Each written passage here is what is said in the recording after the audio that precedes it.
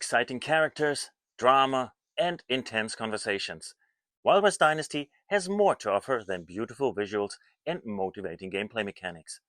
Let's talk about the story.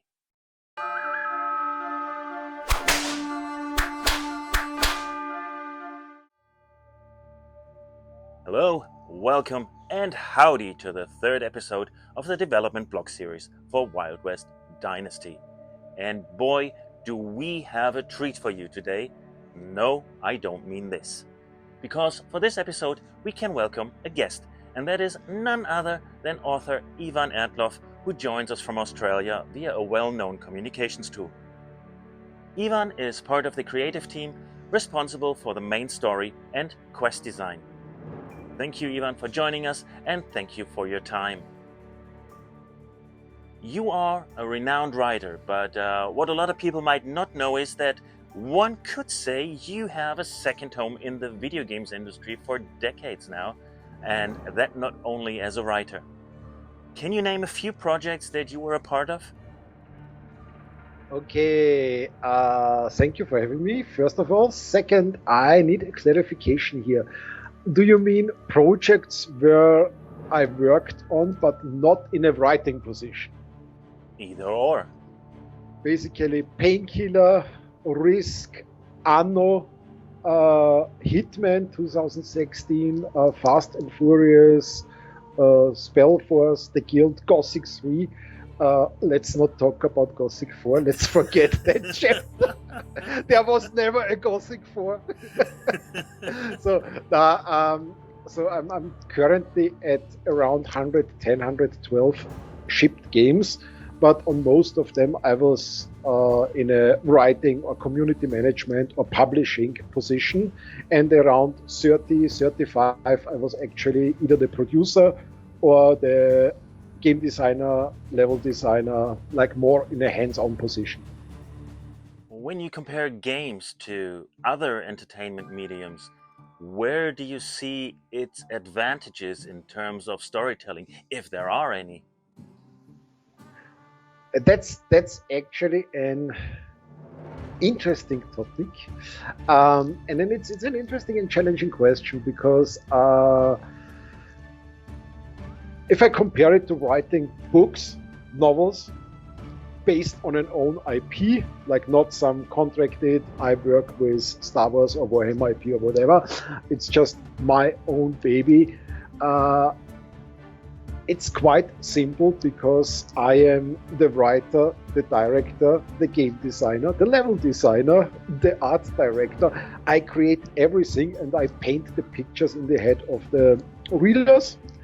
And there is, except of some adventure style books where you have to actually make active decisions and roll a dice and then go to a different chapter. There are some examples that are a little bit otherwise. However, usually you have full control. As a writer, you have the full control over every character, every piece of action, the outcome of any situation.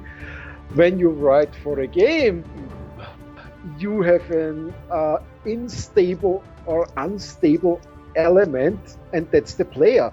You don't know, especially when you write for open world games, you never know where the player heads next, with which characters they will prefer interacting, which characters they will totally ignore, and it still has to work. So you're herding cats.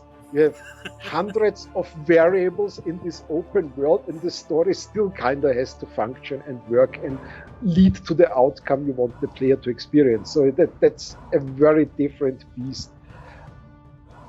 Speaking of Wild West Dynasty, in your opinion, what makes this era of American history so interesting? It's interesting that the Wild West, there is this whole cowboy stereotypes, romantic campfire scenery with the sun going down in the desert of Arizona.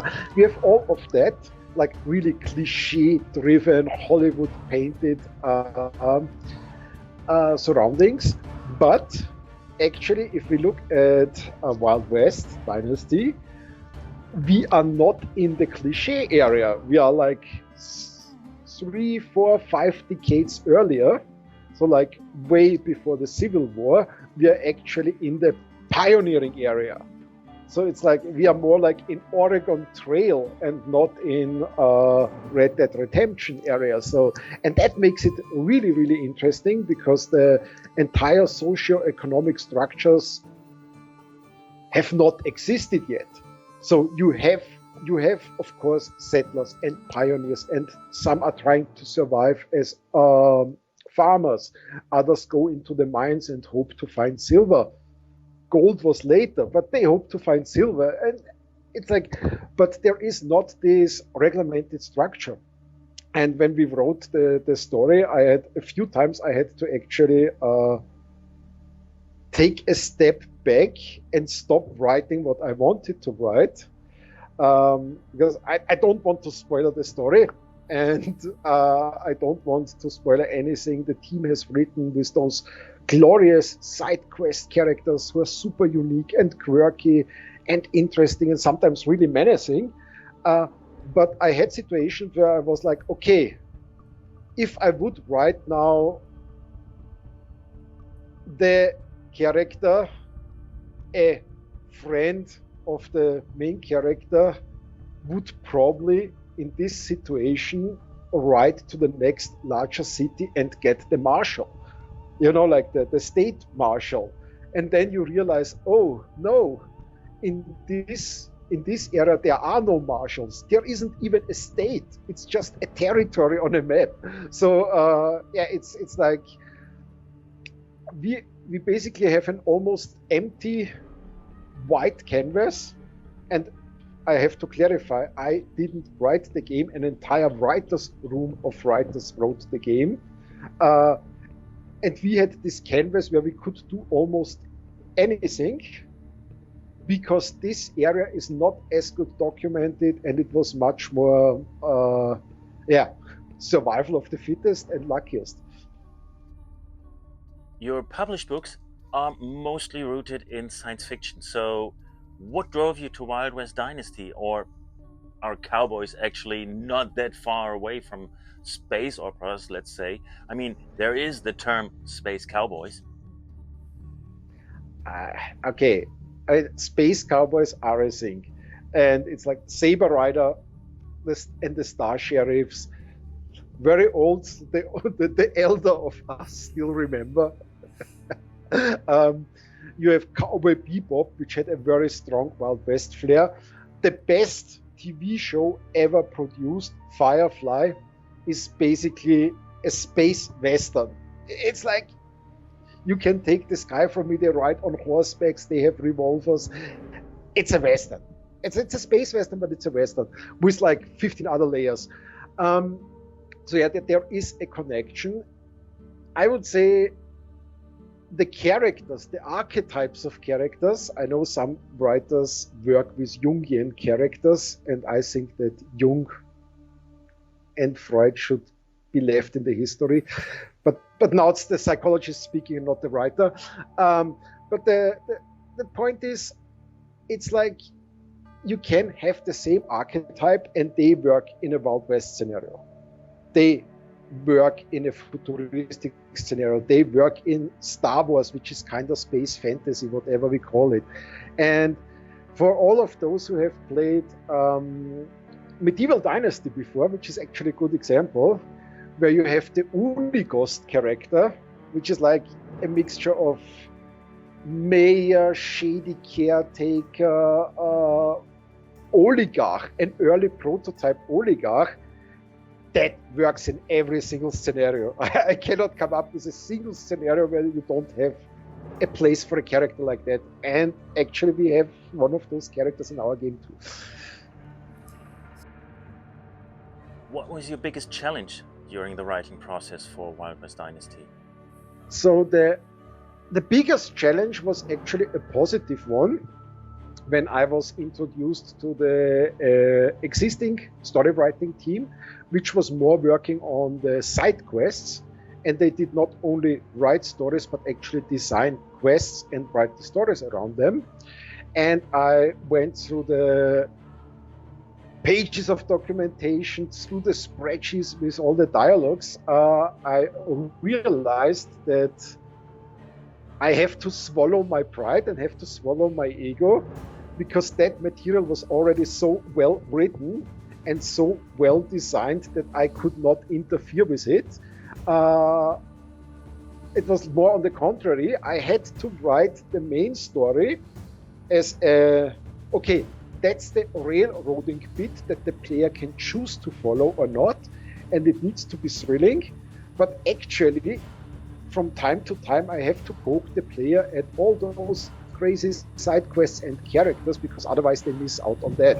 So, and to make sure that the player has enough time to experience the whole world with all its characters and interactions, I think that was the biggest challenge.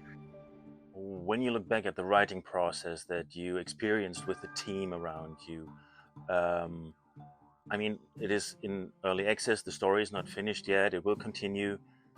What are you particularly proud of in this story or with these characters? It's a good question. Let me look into my story writing document.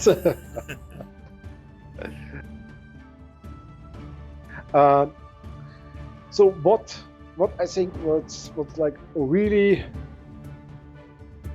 well made throughout the entire experience, now in the early access, where I can say that's finished. There's probably some polishing and typos and whatever, but early access part is finished.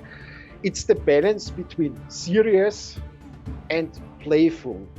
And I'm not only talking about like slight irony. There are really some really good jokes in there with different layers. There are some references at pop culture in the widest sense. There are some wordplays that only a few players will get, but they are amazing.